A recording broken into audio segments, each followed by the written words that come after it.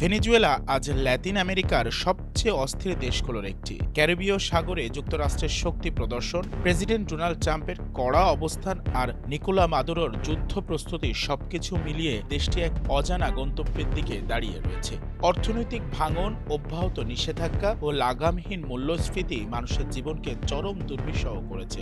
সরকারি হিসেবে মুদ্রাস্ফীতি 250 থেকে 300%। শিক্ষক, সরকারি কর্মচারীর আয় কমে দাঁড়িয়েছে মাত্র কয়েক ডলার। মাদুরো 2013 সালে চাভেজের মৃত্যুর পর ক্ষমতায় এলেও তার নেতৃত্ব চাভেজের জনপ্রিয়তার কাছে অনেকটাই ম্লান। 2024 সালের নির্বাচনকে ঘিরে বিরোধী দলগুলোর অভিযোগ পরিস্থিতিকে আরও দণ্ডপূর্ণ করেছে। তাদের দাবি এনমুন্দো গোনসালেসই প্রকৃত বিজয়ী, কিন্তু মাদুরো তৃতীয়বারের মতো ক্ষমতায় বসেছেন। এর ফলে বিক্ষোভ, গ্রেপ্তার ও রাজনৈতিক দমনপীড়ন আরও বেড়েছে। তবু মাদুরো এখনও শক্ত অবস্থানে।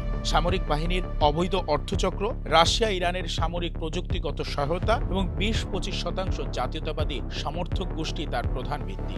অন্যদিকে বিরোধী শিবির এখনও নেতৃত্ব সংকট ও ভাঙনের দায়ে কার্যকর চাপ সৃষ্টি করতে পারছে না।